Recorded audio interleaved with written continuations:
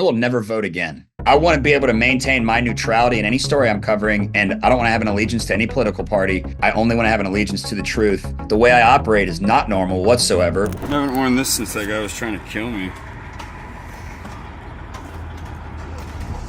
Since I'm so far from normal, so far from the suit and tie cocksucker you see on CNN or Fox News for that matter, that people trust me more. Some people in the institutional media are able to get away with paying their bills by pushing agendas. Sometimes I don't even know if they agree with what they're spouting. I would never in my life take money from someone that would tell me what to say or how to say something. You're gonna pay me to do a job. I'm gonna tell the truth. And if you don't like it, don't pay me again.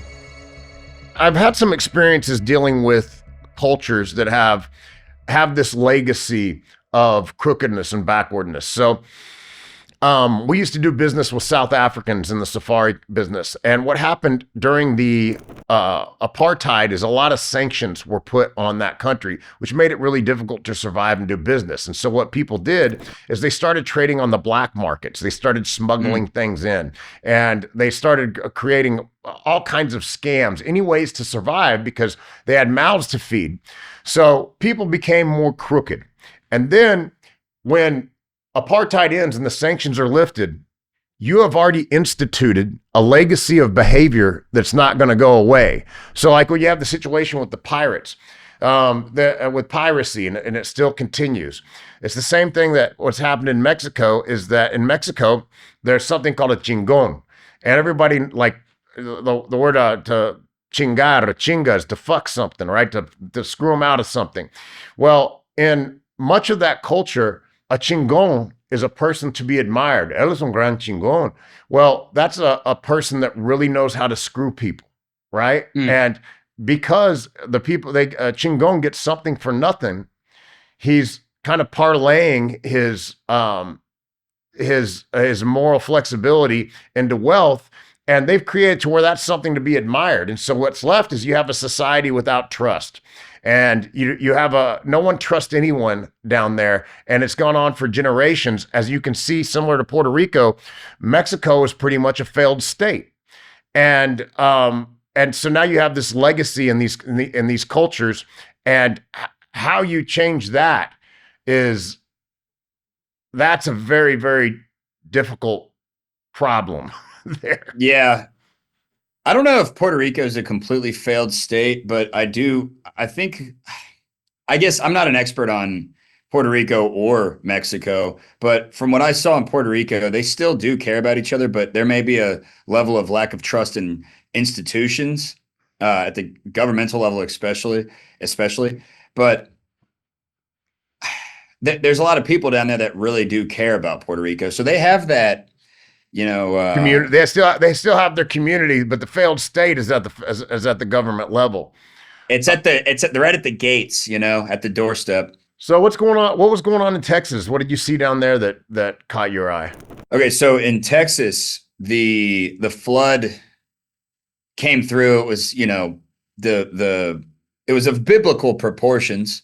It was incredibly sad, obviously. A lot of what we did with this documentary that we're putting out in the next, few days is it's basically just showing the human element of all of it, but I did include some stuff about cloud seeding, and I did that because I wanted to make sure that we highlighted the fact that the mainstream media is once again full of shit, basically. They've been saying that cloud seeding isn't what people say it is, and it's not. It has nothing to do with any of this. Meanwhile, there's, Rainmaker went and cloud seeded over that area 2 days prior. And I'm not saying that Rainmaker directly or even indirectly had anything to do with this, or that Augustus Dorico, the CEO, is a fall guy or anything like that.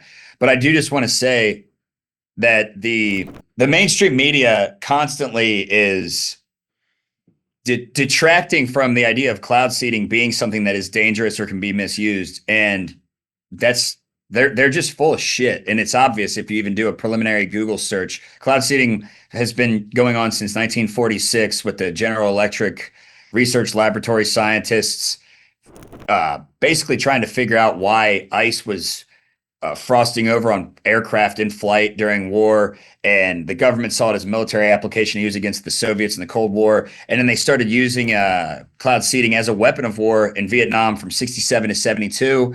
And it stirred up this whole thing. Journalists exposed it. It was on the front page of the New York Times. And then the UN convention took place in 77 that outlawed cloud seeding as a weapon of war.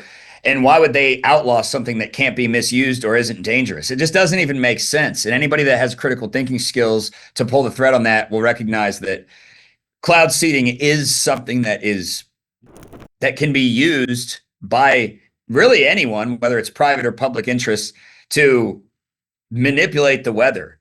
Well, don't you think whenever they tell you there's not a problem with something, don't worry, don't criticize, look the other way, or if you do criticize, you will be alienated or ostracized, like the COVID vaccine, which everyone is kind of tired of talking about. But when you're talking about manipulating the weather, there's the law of unintended consequences. And you can say one drop of rain doesn't cause a flood, but it certainly contributes to it. So whether Rainmaker or not was maybe the balance point which tipped it over into something being disastrous, that rain contributed. That rain that was created contributed. And so whenever they tell you to look the other way, it's kind of one of those things that's exactly where you should look. Yeah, and it's the smoke screen, like sleight of hand. I'm doing something over here. Hey, look over here. But really, this is what's happening. Hey, I want to mention something too about this Ukrainian woman again, because you kind of reminded me of something here. The mainstream news didn't cover it at all whatsoever. Why would they not cover that? Because they have about it. Yeah, because they have a it's just an agenda, right? So just like Goebbels had an agenda when he was trying to take over the minds of the German people, there is a purpose to the media, okay? And so we can tell that purpose is certainly divisionism. And they don't want to bring true solutions about. What they want to do is divide us. And while doing so, they want to profit from our anger. And the division benefits those in power, because as long as we're not united, we're easy to conquer. We're easy to rule over. And I think that in that situation, everyone could see how egregious that is. You got a guy that for 14, or so I think I've seen as many as 29 arrests, and he should have been locked up. Okay, he should have been. Yeah. Hold on. He should have been at a certain point. This guy, I think it goes beyond just being locked up. I mean, Trump's calling for the death penalty for this guy. If this guy was, committing heinous crimes like this prior, I think it deserves more than just being locked up. I think what they had him. I think the most egregious crimes that they had him on was armed robbery, and he did 3.5 years. But he also was released multiple times for small fines. And the thing is why do they want to keep criminals on the street? That's the story. And if you go back to Machiavelli, and Machiavellianism is the prevailing political authority, political philosophy since the book The Prince was written. And so what they want to, in that book, it tells you, if you want to aggregate power, you put criminals and arsonists on the street, even if you have to pay them to commit crimes. And then once the crimes are sufficient enough that there's a public outcry, then you ask for some type of emergency authority, you ask for further powers, and then you get rid of them, right? And then you look like the hero. So you caused the problem, and then you were celebrated for solving it. And what the Bolsheviks did this, they kept as many criminals out of the jails as possible, and then they put in judges that were going to be soft on crime to keep them on the streets, so that the public outcry would be so great as a result of all the destruction and crime. And so that's why I don't think they want to cover it. I mean, if you look at what happened to George Floyd, which is very unfortunate. I'm sorry, I look at the George Floyd video, and in law, they have something called the eggshell plaintiff rule, which means if if I find you and you are, let's say that you have something wrong with your leg, and I push you over and I further injure that leg, I I damaged you and I'm responsible for that. It's not you don't take anything away from the plaintiff because he was already damaged. So they kneeled on George Floyd, they held him down, they put their knees on his neck, and for whatever reason, you can say the cop killed him or the drugs killed him, but I feel like the police mistreated the guy. Now, I certainly don't think the celebration of the man's life that followed was justified, but that that instance was used to create a tremendous amount of division, and it sent millions of people into the streets. So their cause was to reduce the amount of police on patrol. They wanted to defund the police, which empowers criminals. So if you want to get criminals off the street, if we were to celebrate the life of Arena, and we were to try to create a cause, that would be the exact opposite of what was occurring with George Floyd. It wouldn't be defund the police. It would be lock up the criminals and keep them locked up, or behead them, whatever, public shootings. But that's why they don't want to cover it, because it goes against their political agenda. I agree. And I think that's a perfect demonstration of how the media is corrupt. If they only cover stories that fit their narrative, they're not news, they're propaganda. Well, I think that, so you went to journalism school, and I've talked to people that went to journalism school, and I don't know how it was in UT, but I've talked to people that went to other schools back in California. And when they come out, I think that they feel like their job is more to be activists than it is to be revealers of fact. What was your experience? I'd say that you're probably pretty close to how many of those students felt that I went to school with. I was older than everybody I went to college with because I did college the long way, made a lot of bad choices and I know meandered what you my mean, way brother. there. Yeah.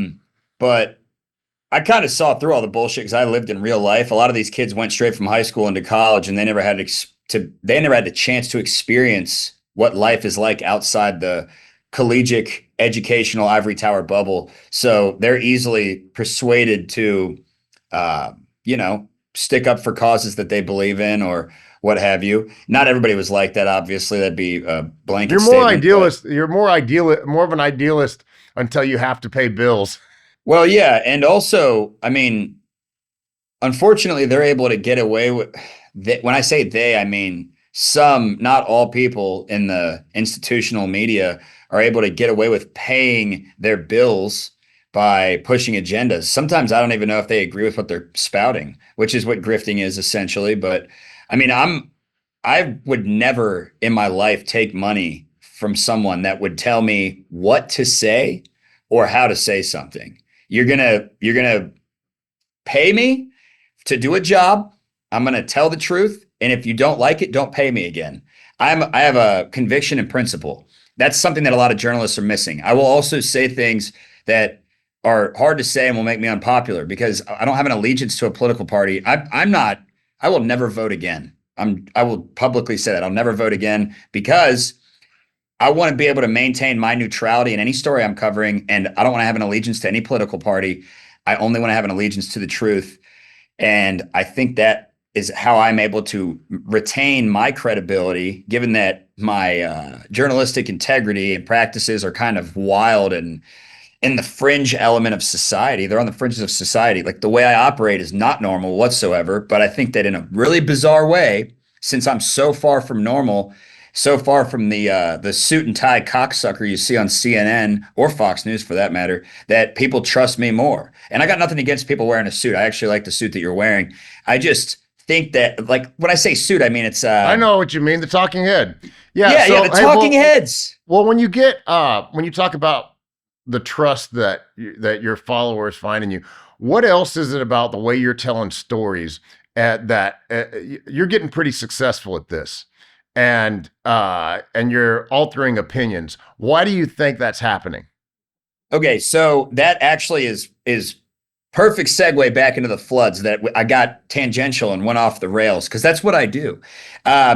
I think that the fact that we tell the human element of these stories and we actually try to help people while ABC producers are being cocksuckers telling people that you can't be on this property because the owners said that they didn't want people here. And I said, oh, the owners, this actually happened. The owners, where are the owners? What owners told you this? The owners are fucking dead. You just made that up. These people are fucking liars. They're trained liars. I went to the schools, to the propaganda institutions where they trained these people. I watched how these people were taught how to lie. When to you say people. who, the journalist? In Kerrville, when we were at Guadalupe Plaza, which is a mobile home park neighborhood that's right there on the Guadalupe River, there was an ABC producer, I believe it was ABC, that said, you can't be on this property because the owners told us they didn't want anybody here out of respect. And the owners, the house had floated away. The only person that survived was a 12-year-old son. The rest of them were dead. There's no way the owners told you that. Would they call you while they were floating down the river? You piece of shit. They're scumbags, dude. They don't give a fuck about these people. And the fact that we stick around and we helped clean houses, I went back down there a month later and handed physical paper checks to people to help them recover. I stay in touch with people. When we were in LA, we snuck these old ladies back into the fire evac zone to help them get little valuables and trinkets and crystals and shit that mean nothing to most people, but to anybody that has nothing, they mean everything. That's why I think I have credibility, because I obviously care about these people, and I'm like killing myself to do this. Not to mention the Puerto Rico thing. I actually, I'm starting to sound like, I feel like I sound crazy, but I actually think I may have stepped in shit with this a little bit, because especially after looking into that guy that was exposing financial crimes with that Doral Bank, I'm like, did I put myself in danger here?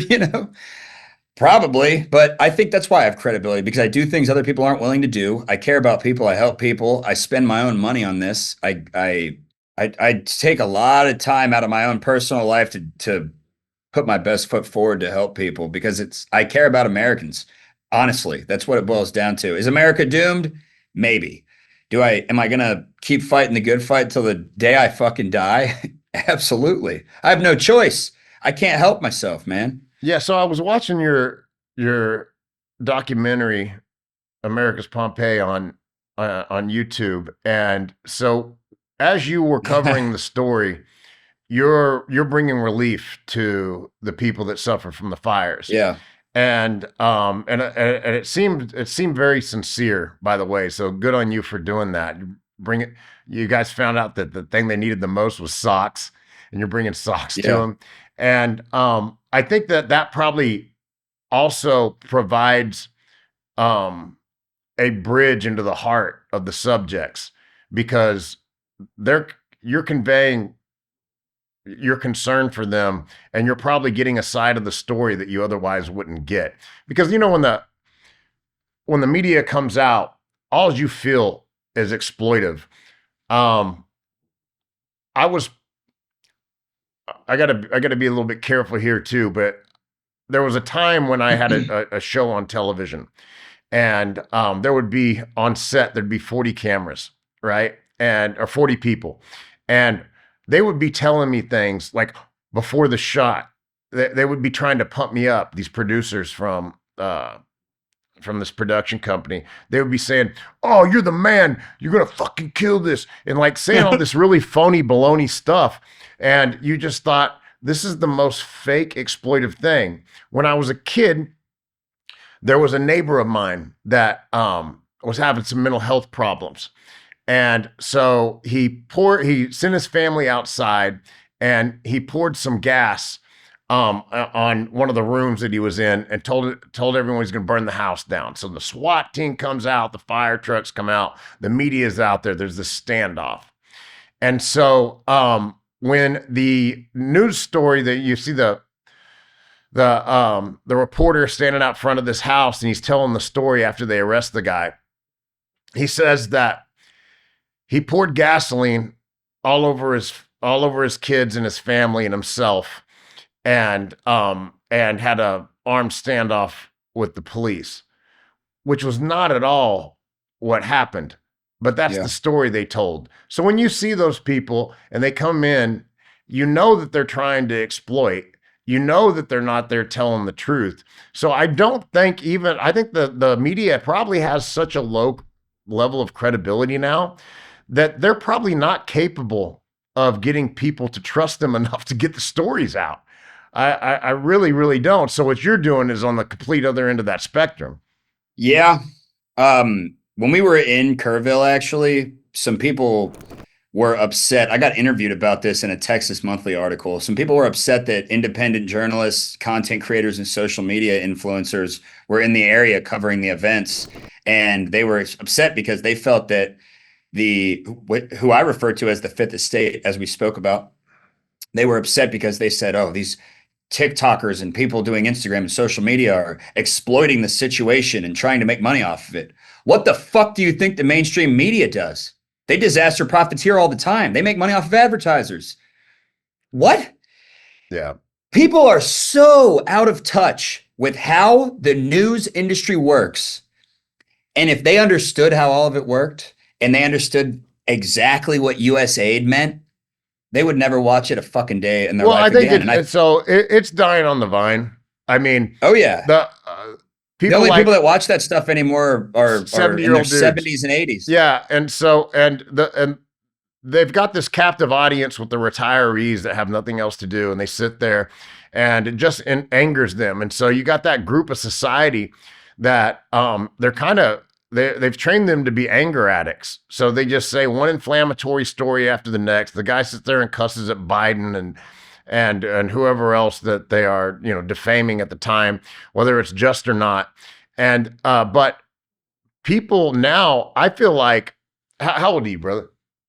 32. Okay, I'm 45. And I feel like I have been saturated with so much bullshit. It's like Oh yeah. it's like a stopped up commode. It's not taking any more shit. And so I am very careful about what I expose myself to because all I see is agenda. And in everything, the advertising as you drive down the street, all the way down to what you're watching, everything is agenda. And I think that I'm not alone in feeling this way. And it seems like the younger and younger we go, people they don't have the attention span to watch Fox News. And if they did, they'd look at it like, what the fuck is this? It seems like it's the most phony wannabe college production of and false narrative. And I just don't think it passes the smell test for younger Yeah. people. Man, I hate saying this because I don't want things to implode like they are in France or in Nepal, but I think it's only a matter of time until somebody burns down one of these news headquarters or something. I mean, shit, just before we got on, Charlie Kirk was shot in the neck. He could be dead right now. And I wouldn't be surprised if, as with some of these other people, I mean, this might be a reach, but I wouldn't be surprised if the person who shot him was an old man that watched CNN. Yeah. Well, I mean, that's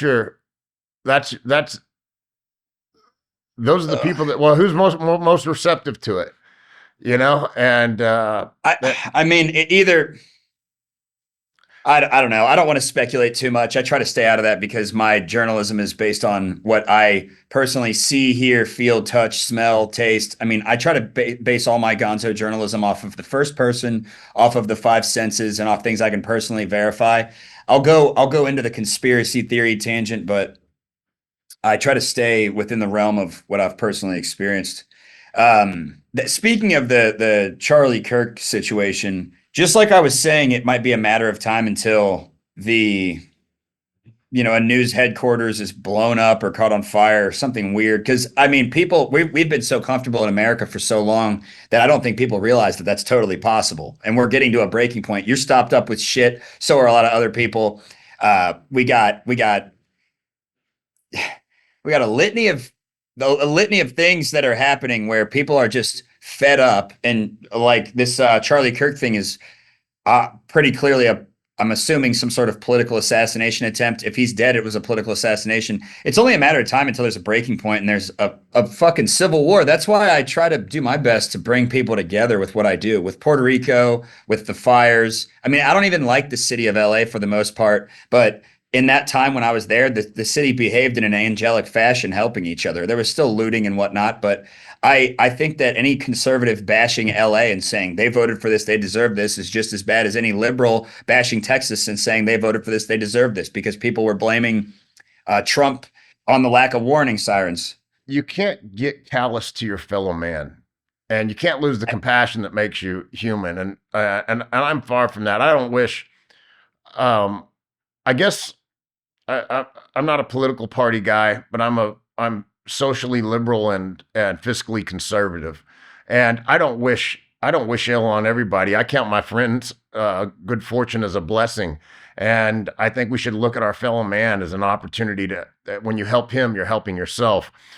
So what's next for you, man? Okay, so this documentary on the Texas flood should be coming out within the next few days. The Puerto Rico documentary it's a large undertaking, so I'm going to give that a month to 2 months.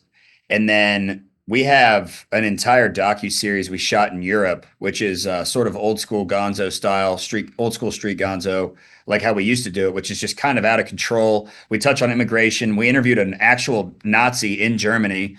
And, I smoked amphetamine powder out of a crack pipe in front of a church. It's all sort of nice and fun stuff that I end up regretting later because I have recently quit doing drugs and realized that my behavior is completely untethered. But nonetheless, it is entertaining and delivering some truths about what's going on in Europe to the viewer. So I think that at the end of the day, I've still done more good than bad, or at least I hope to. I try to. What's the name of your documentaries? What's the name of the documentaries? Well, the fire documentary in LA, which is funny that you called it America's Pompeii. I originally referenced it as America's Pompeii, and then I realized that the news exacerbated all of it, and it wasn't what it was cracked up to be. So we called it The Greatest Fire That Never Should Have Happened. The flood documentary is going to be called The Flood on the 4th of July. And then Puerto Rico, that documentary is going to be called Power Pirates, because I really do think the analogy of piracy happening in Puerto Rico regarding power is an absolutely accurate statement. I think it's the most accurate way you could possibly describe that. What's your YouTube account? So some of these documentaries are going up on Drinking Bros Studios, and then some of them are going up on Street Gonzo. So just follow both of those. My Instagram account is Street Gonzo, but I work with Drinking Bros. That's my day job. That's where I am right now. I'm a producer and editor over here and head of content. Actually, that being said, we all have our political leanings and inclinations, but when it comes to my journalistic practices, I try my absolute best. I go out of my way and make more work for myself to try to make this as, I try to check any sort of political biases that I have. Yeah, you want to keep it pure. As honest and truthful as possible, whether that ends up being something that liberals agree with or conservatives agree with. I don't identify myself with any of that stuff anymore. I used to be more conservative as a label, but I would consider myself just an American journalist, and I abide by American values, and that's what I care about. Fuck everything else. I like America, dude. Well, keep bringing the truth to light, and then I do like the style that it's raw, sincere, emotional, and I think that it looks like a guy that's trying to spread brotherhood while he's trying to tell the stories of suffering people. And I really like your work, man. But I look forward to speaking to you again. After these documentaries come out, let's do this again, man. Yeah, absolutely. Maybe in person. Yeah, absolutely. I look forward to seeing you. So you're down in Austin? Yeah, I'll come up to Dallas again. I like coming up there. Every once in a while, I'll stop over by the Blaze and talk to Stein or Sarah Gonzalez. I love Alex Stein, dude. That guy, he cracks me the fuck up. I got Alex's number. I met him at an event one time. We had a good time. It seems like he's in love and got a wonderful lady, and life's going in the right direction for him. Yeah, man. Well, thank you for coming on, and we will talk again soon. Sweet. I appreciate you, brother. Thanks for having me on.